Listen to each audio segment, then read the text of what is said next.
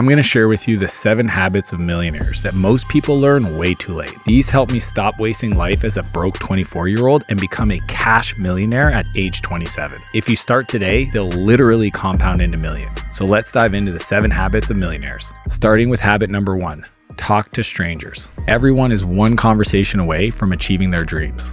You've probably heard this before. Your network is your net worth. But it's not just knowing people. See, a lot of folks make it a game of like, I know this person and I have this contact and I have this email. But you don't know them. And honestly, they don't want to help you. And that is the big thing. It's not who you know, it's will they support you when you reach out to them. And the only way you can even start a relationship is learning to talk to strangers, learning how to go from cold, I've never met you, to warm, this person wants to help me in my life. To do this right, you have to learn how to introduce yourself. It's the number 1 skill that I teach all young men that I coach. So the format is this. You say, hi, my name is, then I help, then get desired outcome, then your unique process. For me, when I was building SaaS Academy, I would say, hi, my name is Dan Martel. I help software CEOs get growth in their business with our perfect exit strategy. Then the person can lean in and ask you, well, how does that work? You can practice this every day, all day long. When you go into a retail store, ask the person, how late do you guys stay open? It sounds so trivial, but learning to ask a complete stranger a question, getting those anxious feelings out of the way and just making it who you are, asking the waiter how long they've been working there or what they would order if it was their birthday. Those are all great ways that on a daily basis, you can build this muscle and overcome the fear of talking to strangers. When I decided I wanted to go be on other people's podcasts, I sat down and I sent personalized messages to over 500 podcasts. I knew my goal was to just get reps.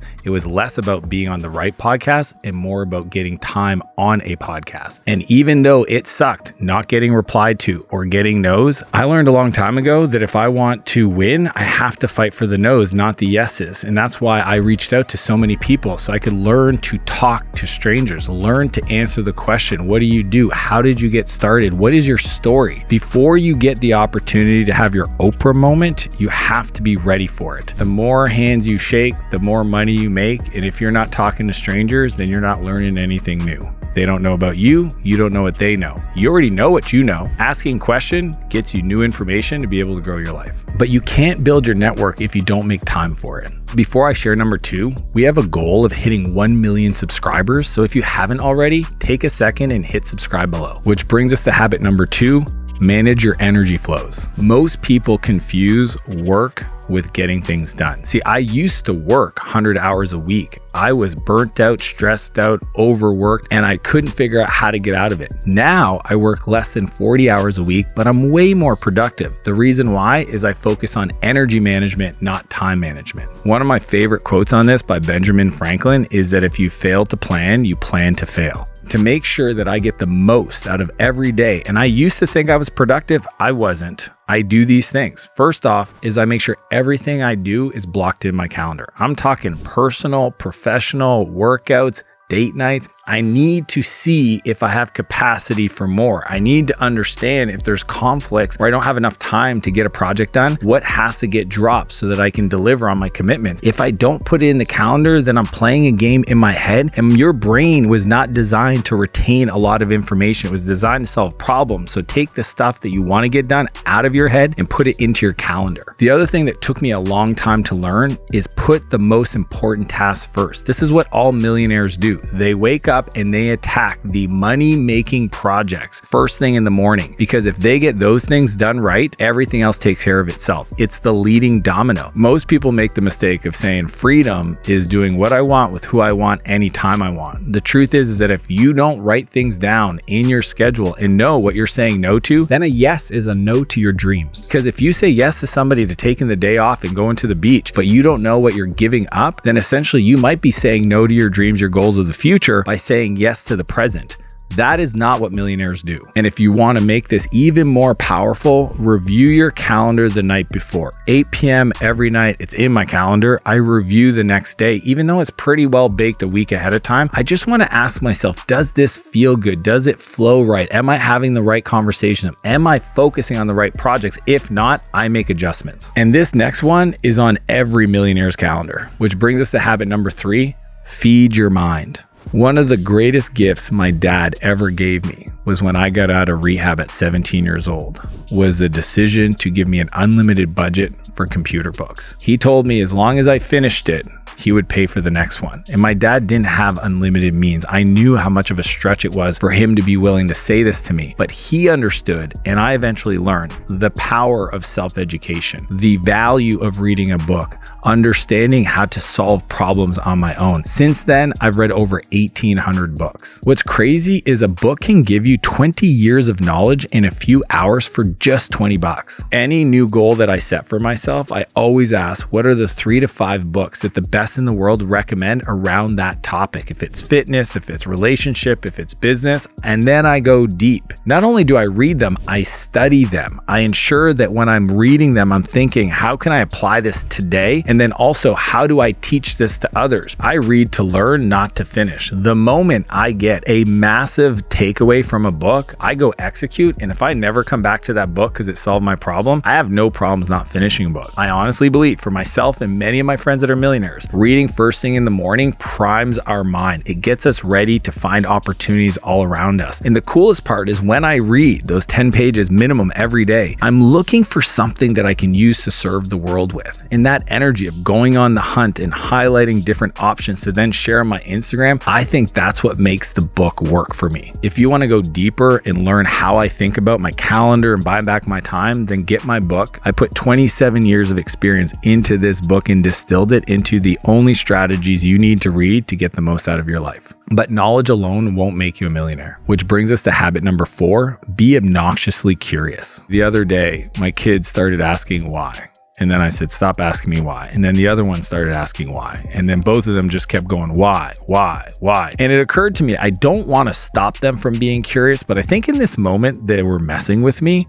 That idea of asking why and being curious is a powerful way to challenge any situation. If you don't learn to ask questions, even if it makes other people feel uncomfortable, then you'll never understand the reasoning behind why something is being done for you to be able to use that in other areas of your life. Albert Einstein famously said, "I'm not talented, I'm just curious." Years ago, I was hanging out with my mentor at a dinner party. I said to him, "It was interesting watching you because you just sat back and listened to everybody's answer. Yet I knew you already knew most of the stuff you were hearing. Why did you do that?" And he said, "I already know what I know. Learning from other people is how I progress my life forward. I think some people just talk too much." And that one hit me. As an extreme extrovert, I realized I wasn't asking enough questions. So this is exactly how I use curiosity to become a millionaire. First off, I would ask my customers, the ones that bought and the ones that didn't buy, why didn't they buy? What was missing for them to say yes? The ones that bought, what did you believe to be true that made you think that this is the right product for you? I asked my team why. I asked them, why did you decide to work here? Why are you deciding to do this? Why do they prioritize certain projects? How do they think about their work and where they want to end up in the future? Being curious about your customers and your team is how you develop a different mental model to be able to solve problems that are more effective. Even more importantly to that is asking yourself why. Why do you react that way? Why do you feel anger when those situations happen? What gets you frustrated? I always say, the world will show you where you're not free. A life unexamined is a life that wasn't lived. For you to truly express yourself in business, with your family, with your friends, you have to understand who you are. Even today, I was just recently at one of my mentors, Patrick Bet-David's office, and I saw a poster on the wall. And I asked one of the sales guys, what's that poster? And he told me that it's all the goals of the business. And the way it works is that if the bottom people don't hit their goal, because there was a reward next to it, the people at the top don't get theirs. And I thought to myself, how simple of an idea to get everybody aligned in the business with their goals across different departments. I took that idea, I created the aligned goals ladder within my business, and now I've got my team operating towards a common goal because I got curious when I was visiting another office. Which brings us to habit number 5,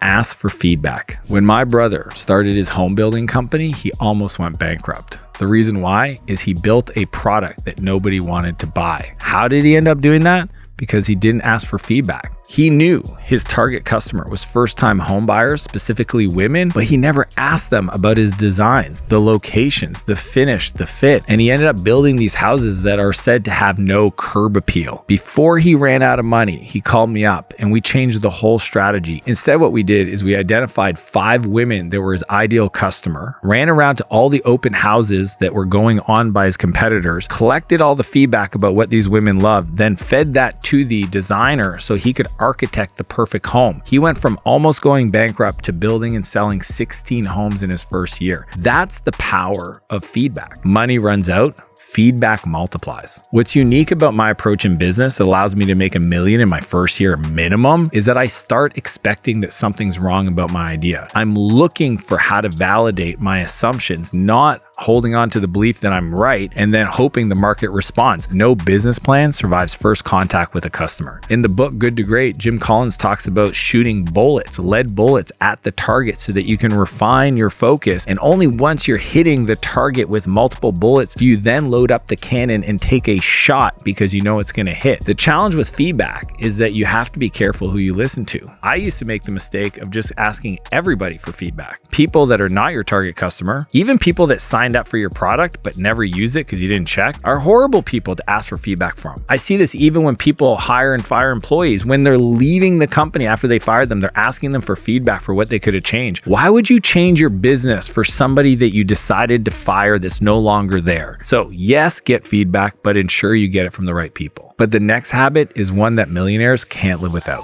which brings us to habit number 6, measure everything. A year ago, I decided I wanted to have visible abs. Why? Well, I heard there was 22 million millionaires in the US, but there's only 3 million people with visible abs. So I thought it'd be a fun little project, 90 days. What changed? Everything. Specifically though, I had to measure all aspects of my health. I had to measure my macros. I had to measure my workouts. I had to measure my weight. These are things that I recorded on a daily, sometimes twice a day basis so that I could ensure I could drop 33 pounds in 90 days and have absolutely shredded abs. The best part is I've kept it up 12 months later. How? By continuing with the measurement. One of my beliefs is what you measure with specificity and frequency expands. I get a daily cash email for all of my companies so I can understand how money moves in and out of my businesses on a daily basis. And I use that as almost like a heartbeat for how my companies are doing. Yes, my CFO creates reports, but at the end of the day, something as simple as cash and wanting it to expand and focusing on it is, I think, one of my key strategies that I would never get rid of. But even with all the tracking in the world, none of the millionaires I know would make it anywhere without this last habit, which brings us to habit number 7, default to action. I have people talk to me all the time about starting their next thing, starting their first thing, and they always put it off. They wait until the situation is perfect. The truth is, it's not about making the right decision, it's about making any decision and then making it right. Here's how much I personally believe in taking action when you know it's on your heart. In 2012, my company Flowtown was bought by Demand Force, and I had to stick around for 12 months. It's called your earnout, so that I received the full amount that they bought me for. Yet after a few months of being there, I came up with a new idea, this concept called clarity. And I knew on my heart I really wanted to do that, but I also knew leaving was kind of a dumb financial decision. But I decided after 7 weeks of working on that idea that I had to go do it. After 3 months, I not only raised $1.6 million in funding, Demand Force got acquired by Intuit for $600 million, which meant that it triggered a clause in the contract that meant that I still got paid out my earnout. That's when I reinforced this belief I heard a long time ago, which is the world rewards those that take courageous decisions. And your default to action is you making that courageous decision. Courage isn't making a decision when you have no fear. Courage is making a decision in spite of fear. If I didn't decide to go work on this new project, I probably would have never got to that next level of growth and got the money, not only from the exit, but from eventually exiting that second company. I bet on myself, and that's what I want you to do for yourself. You want to be patient with your results, but impatient with action. You might be young thinking, I need to be further along, or you might be further along in your life and say, why am I not further along? I'm telling you, just be impatient with daily action, be consistent, but also understand results results sometimes take time. You can't make a baby in 1 month with 9 women. What millionaires do different is they don't just talk about doing the thing, they actually do the thing. By the time you hear about it through their mouth, they've already taken action on it because they have a process for taking action. One of them I like to use is this concept called MINS, your most important next step. If I can just distill where I feel blockage in my life to move forward into that next step and then just commit to taking any action towards that one thing, not the bigger thing, that usually gets me building momentum, and momentum is contagious. Money likes speed. Your ability to process imperfect information and make a decision is what makes the best entrepreneurs millionaires. But it's not just only what I do that makes me a millionaire, it's what I don't do. If you want to learn the 7 things I quit to go from broke to millionaire, click here and I'll see you on the other side.